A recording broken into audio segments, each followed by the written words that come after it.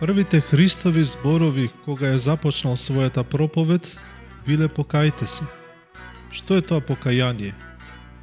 Денеска како да немаме време да размислуваме подлабоко за значењето на покаянието. За време на Великиот пост мислиме дека треба да се воздржуваме од одредена храна, да го скратиме времето за забава и разонода, да отидеме на формална исповед кај свештеник, кој би требало да не разреши од нашите формални гревови и на крај да се причестиме за Великден и нашата обврска како верници да ја завршиме за таа година. Духовниот живот не е збир на формални правила и кога едно од тие правила ќе го исполниме, го означуваме како завршена обврска. Духовниот живот не е нашето второ јас. Ние немаме два живота, еден пред светот и втор во црквата и пред Бога. Вистинскиот духовен живот се живее постојано според Божите заповеди, со кои се сообразуваме како дел од нашата личност и преку кои постојано го спознаваме Бога и секој човек околу нас како наш ближен. Тогаш зарем не е моја должност да се обидам да го разберам учењето на црквата за Великиот пост, да пробам да не бидам христијанин само по име, туку и по живот. Зошто црквата издвоила 7 недели како посебно време за покаяние и не повикува на долг и упорен духовен подвиг, и каква е поврзаноста на Великиот пост со Воскресението Христово? Воскресението Христово не е само еден од многуте празници, туку е нешто многу повеќе од тоа. Великиот пост е духовен годишен одмор за душата. Тоа е духовно патување, а крајна дестинација е Воскресението Христово, а Воскресението е победа над смртта. Смрт, она страшно нешто од кое сите трепериме, ужаснувачка реалност за која не сакаме да мислиме ниту за момент. Ја тргаме таа помисла и бараме утеха во овоземни нешта и се надеваме дека смртта за нас некако ќе задоцне. Но смртта не е од овој свет. Таа нема ништо овоземно. Со неа материјалните нешта згаснуваат, како и нашето тело. Иако сето ова е така, тогаш навистина животот е ужасен и бесмислен. Сведоци сме дека медицината толку напорно се бори човечкиот живот да биде продолжен за само еден ден. Козметичката индустрија да ја избрише барем на кратко секоја наша брчка, но немаме успех по победата над смртта. Но фала му на Бога, не постои таа бесмислена такво постоење и живење.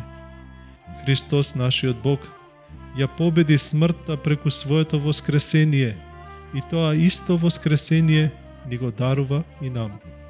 Всушност, Он сето тоа го направи само заради нас, од преголема љубов кон човекот и да му даде смисла на овоземниот живот. Каква радост! Смртта е победена. За да влеземе во радоста на воскресението, треба да ја осознаеме тајната на покаянието, да го воочиме сето она што не одвојува од Бога, а тоа е секој наш грев, секоја наша страст, секој наш лош однос со нашиот ближен, тоа е секој човек кој го среќаваме, и на зло да не одговориме со зло и се да оставиме на судот Божи. Да се радуваме на животот во сите моменти од нашиот живот, затоа што знаеме дека Бог е секогаш со нас. Сето ова е дел од нашето покаяние и живот. Великиот пост е икона на нашето покаяние. Тоа е нашата припрема за Воскресението Христово. Учејќи се да се воздржуваме од храна, се учиме да се воздржуваме од злото и така го спознаваме Бога и стануваме блиски со Него. Господ ја почитува нашата слободна волја, Он го почитува секој наш избор. Он не бара да се откажеме од сето она кое не прави исполнети и среќни. Он знае дека имаме потреба и од дружење, од забава и сето она што го исполнува животот со добро и не вовлекува во зло. Маките, искушенијата, страдањата, како и радостите, секогаш ќе ги менуваат своите позиции и ќе бидат присутни преку целиот наш живот. Нашиот однос кон нив ќе биде сообразен со односот кон Бога. Каков треба да биде нашиот пост? На што треба да обратиме посебно внимание? Наоѓаме во поуките од евангелските четива во подготвителните недели на Великиот пост. Во првата подготвителна недела се среќаваме со големиот грешник Захеј митникот, човек омразен меѓу израелскиот народ, бидејќи собираше данок за римјаните. Захеј го заборава својот углед и позиција на која се наоѓа, кога разбрал дека Христос минува низ Ерихон. И бидејќи низок пораст, се качил на дрво да го види Христо. Можеме само да ја замислиме за чуденоста на насобраните луѓе и со каков подсмев гледале кон Захеј, кој воопшто не го приметувал тоа. Му било само важно да го види Христо. И Христос, нашиот Бог, кој го гледа срцето на човекот, мислите и желбите, застанал пред дрвото на кое бил качен Захеј и му рекол да слезе и заедно отишле во неговиот дом. На собраните со чудење рекле: отиде во куќата на грешен човек. Христос го видел во Захеј она што човекот не може да го види со своите телесни очи, а тоа е покајанието. Од сето ова научивме дека не треба да судиме за луѓето надворешно и површно и дека Господ е секогаш до нас и со нас. Токму на тоа Господ ни укажува во Евангелието кое се чита во оваа недела на Светата литургија, дека нашето искрено покаяние е над нашиот грев, како во случајот со Захеј, наспроти оние кои го осудувале. Во втората недела го среќаваме митарот и фарисеот. Фарисеот е слика на човек самозадоволен затоа што ги извршува сите барања на својата вера. Тој својата вера ја сведува на надворешна форма, а својата побожност ја мери со сумата на пари кои ги дава во храмот. Што се однесува до митарот, тој стоеше подалеку и беше смирен и се молеше Бог да му ги прости гревовите. Кога пред Бога ќе ги принесеме нашите слабости и нашите гревови, тоа Господ го прима како наш најголем принос пред Него. Евангелието за оваа недела токму на тоа ни укажува. Секако дека треба да помагаме материјално каде можеме и колку можеме, но тоа не треба да го правиме за да добиеме пофалба од луѓето и да ја покажеме нашата надворешна праведност. Во оваа седмица, Црквата, за да укаже на фарисејската надворешност, го разрешува телесниот пост, тоест таа седмица не постиме во среда и петок, за да сватиме дека надворешниот пост не приближува кон Бога и да размислуваме подлабоко за верата.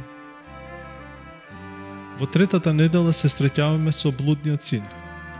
Секој човек е даруван со слободна волја од Бога и ја користи онака како што тој мисли дека треба. Ја користи и да се оддалечи од Бога, да го смета Бога за ништо значајно во својот живот, да талка на сите страни додека не пронајде нешто што мисли дека го исполнува на кратко или подолго време. Талкањето може да го врати човекот таму од каде што побегнал, тоест при Бога, или пак може да остане таму каде што е, па дури и во свињарник, како што читаме во Евангелието за тој ден. А Господ ќе не пречека и прими секој пат кога ќе сакаме да се вратиме при Него, без да ни замери и пререче за нешто.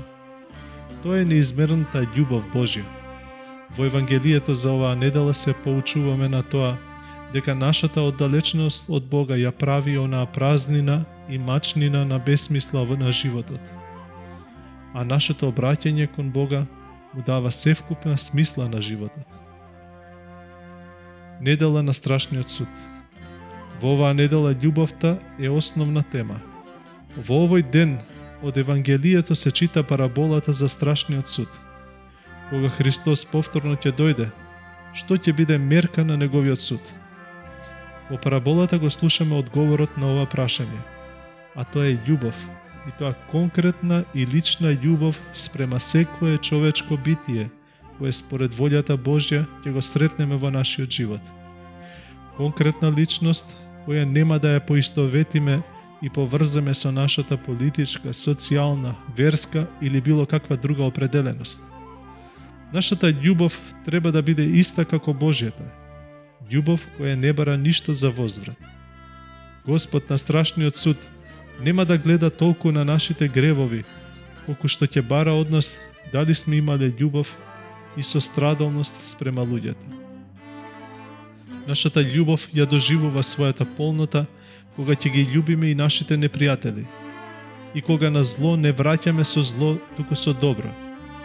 Така на прочка, ден пред да го започнеме Великиот пост, бараме и даваме простување на секој човек со кој Бог по негова промисла не споил. Простуваме на секого кој ќе побара од нас прошка, а оние кои не сгрешиле и не бараат прошка, должни сме да им простиме и да си спомнеме за нив во нашите молитви. Зашто Господ рече, со каква мерка мерите, со таква ќе ви се мери. Само на овој начин нашиот пост ќе му биде благоугоден на Бога. По молитвите на Богородица, Господи помилуј не. Амин.